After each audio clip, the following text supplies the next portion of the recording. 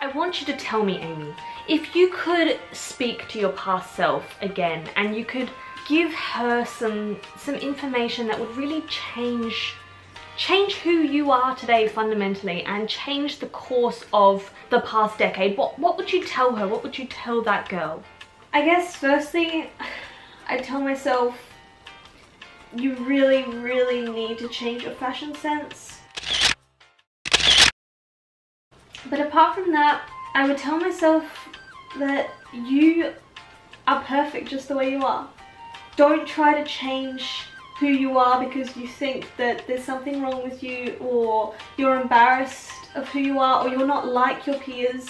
Embrace that and hone in on your personal strengths, and don't torment yourself because you feel that you're not worthy as a person, because you are.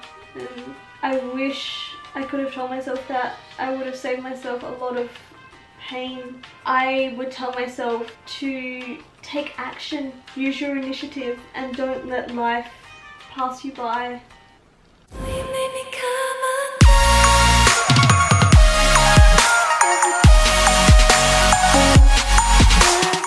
Hello my lovely YouTube family. Today I want to speak to you about a topic that has a little bit more of a serious tone, and that is what I wish I had known when I was younger. And I'm going to be delving into a little bit more of my story in order to give you hope, I suppose, and share with you a little bit more of my life. I also want to speak about my current goals in this video in terms of weight gain and activity and why I'm doing what I'm doing. But first, let's start with a little bit of background to my life. I have spoken about this in videos before, but basically I was diagnosed with an eating disorder when I was 8 years old. At this time I was also diagnosed with depression, and I was put on antidepressants and seen a child psychiatrist and a dietitian and was sent on my merry way. Unfortunately, the antidepressants and the psychiatrist didn't really do much to help my mentality, and the dietitian made me eat Oreos and white bread sandwiches in the hope that I would gain weight. And from what I know now, this is quite illogical. I remember that in the morning I used to have a specific glass that I used, and I had to have a scoop of Sustagen, which is like a type of meal replacement powder, a scoop of Milo, and a scoop of something called Polygel, which is straight carbohydrate, and milk, and I had to drink that, and I would almost gag while drinking it. So no one taught me how to deal with the emotions and the feelings that I was having, and no one asked me why I was having these issues. For me personally, I believe that my depression started first, and I had always felt isolated from my peers. Even when I was in kindergarten, while all of the other children were out playing, I was inside doing puzzles and using my logical thinking skills. While now I wish I could look back and embrace that and think, Aimee, that truly is you, and I could have used those skills for my own benefit. It made me feel like there was something strangely wrong with me, and it led to feelings of isolation. I felt isolated from my family, from my peers. I went into a deep depression. Then moving further down the line, when I was 12 years old, I again fell into disordered eating habits, quite bad this time. I would say it's a mix of anorexia and orthorexia. Basically what happened is, and I know now that this is actually very anxiety driven, I became very, very afraid of getting ill. I didn't want to throw up, I didn't want to get food poisoning, I was terrified. And so I restricted my food intake until I was eating almost nothing because I was so afraid of getting ill. Unfortunately, this led to very rapid and very drastic weight loss, and I was hospitalized 10 years ago with hypothermia, low potassium. I was very, very ill basically. And unfortunately, again, because I was only 12 years old, I could not go to the eating disorder hospitalization services in my state, and so I was just sent off to a women's and children's hospital and stayed there for a month. Again, no one taught me how to change my thoughts. No one specifically asked me why I was feeling the way I was feeling and why I did what I did. They just fed me some food and hoped for the best. I came out of hospital and I literally was thrown back into life, not knowing what to do. I was sent to a sports dietitian and a gastroenterologist. Both of them, I would say, were completely clueless. I am very, very big on journaling, and I have been like this pretty much my entire life, and I guess the benefit to that is that I have journals from long ago, and I have a journal specifically that I try not to look at because I find it quite upsetting, but it is from when I just came out of hospital, and this is what I was eating. At that time, I was not much shorter than I am now, and I was 23 kilos. I'd only gained 1 kilo in 1 month of hospital, but that was enough to be discharged apparently. And at 23 kilos, this is what I was eating, and this was seen as okay by the dietitian. Basically for breakfast I had 1 cup of cereal, which I recall was Special K, 1 cup of milk. For snack in the morning I had a coffee. I then had a ham sandwich for lunch, and then dinner was chicken with some vegetables and bread, and then a snack was an apple. And that was it, and pretty much that's what all of this is like. And to me, I was none the wiser. This is what I had been told to do, this is what I had been told how to eat, so I did it. I was so young and so uneducated. I did not have the internet at my disposal. This is 10 years ago, people. And so I didn't have the resources that we currently have today, and unfortunately I didn't learn anything about what was going on with me, about what my body needed. I literally was clueless. I did not know what an eating disorder was, I just knew that I had one. Unfortunately at this time I also became very excluded from my peers, as well as in hospital. They were all told that I was hospitalized for anorexia, and again this was 10 years ago, and so mental illness was a lot more stigmatized then than it is currently. And I got back to school and everyone sort of knew that I had something wrong with me and I was a little bit different, and that was really hard. I would go into school for half days and things were just a little bit different. So unfortunately I never learned any management skills at that time, and I just kept keeping on. And then in 2010 I relapsed again. Things were going a little bit haywire in my life. I knew I was changing schools. Again, I was feeling quite isolated, and that led to restriction as a way of feeling okay and as a way of feeling like I could do something right in my life. And unfortunately again I lost quite a bit of weight. I was battling that for a good 2 years, even 3. And then I went away to the UK and I felt a lot better, and I did a lot of things by myself, and I think that in a sense I found myself for the first time. I had left school, I had different people around me, I was in a different environment, I had family around me that I really resonated with and that I really felt understood me, and it was fantastic. And so I gained a little bit of weight, I felt more free with my food and with my life in general. But unfortunately when I got back home, it was like entering that reality again where all of the bad things happened. And as a result, unfortunately, because I had gained some weight, and now it wasn't a large amount of weight, but on my small figure it was noticeable for me. And because I had spent majority of my life underweight, to me it felt like I was overweight all of a sudden, even though I was just borderline healthy weight. This felt very strange, and because I had never done any exercise, I had no muscle mass, I was not strong, I just wasn't in a good place. And that's when I joined up the gym and I started to feel a little bit better about myself. I learned more about yoga and meditation and all of the holistic things that really contribute to a healthy mind. But I would like to bring it to attention at this point that I had still had no proper psychological or even physical help for my mental illnesses. I then half relapsed again around 2013, 2014, just to a few different circumstances in my life. Again, I was in a period of uncertainty and a few things kind of went wrong. This time I reached out for psychological help and I saw an eating disorder psychologist. I also was with Lachlan at this time, and he was a huge help to me and still is to this day.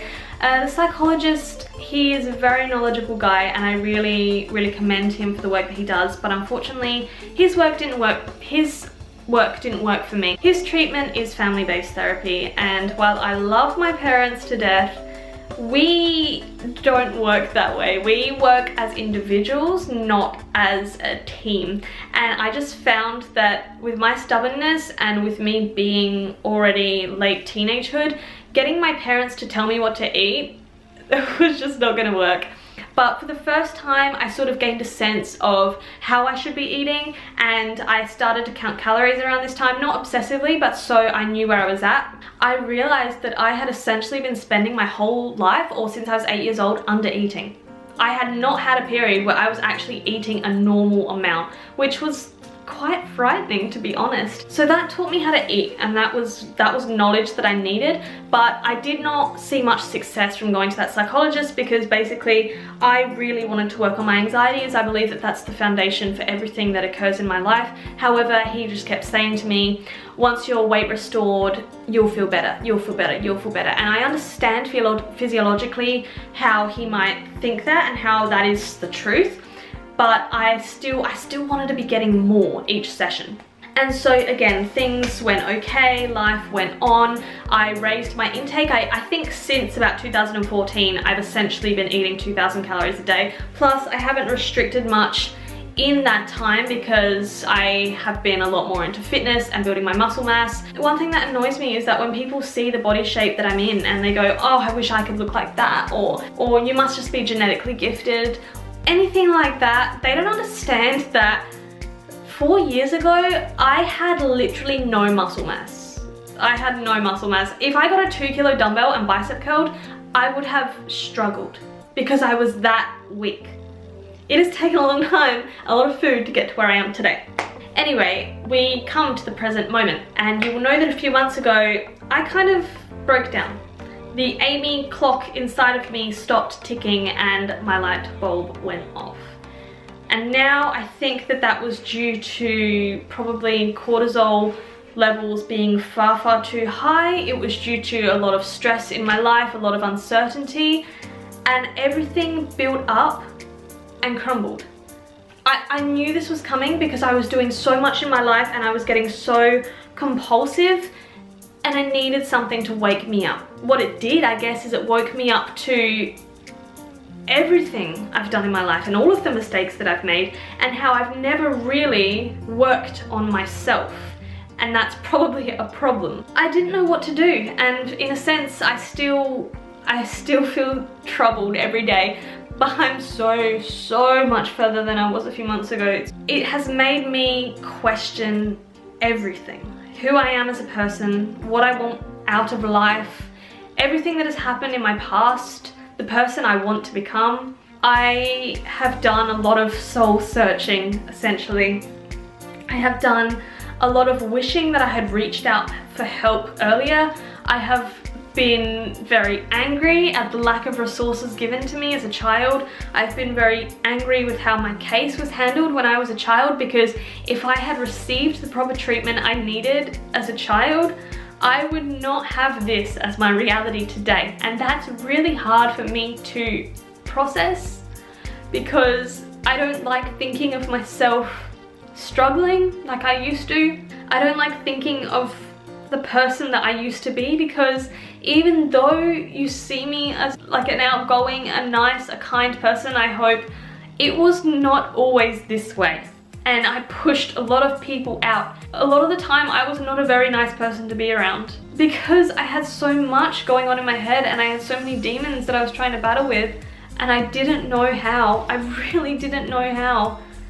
And I just wasn't a nice person. So this leads me to today. I have seen a few psychiatrists who have taken into account everything that I have suffered with throughout my life. I don't want to say suffered, but I have suffered, that I have battled with throughout my life, and they have made their sort of executive, intelligent decisions, and I have been sent to an eating disorder psychologist again, which kind of freaked me out at first because I thought that this was not an issue for me anymore.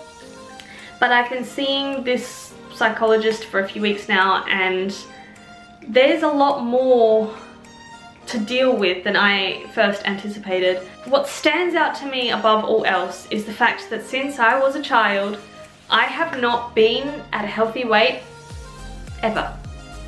I think I had a period of time around 3 months where I was 46 kilos, which puts me at a BMI of about 19. And apart from that, I have not been at a healthy weight because I am scared. I am really scared. I don't know who I am when I don't look like this.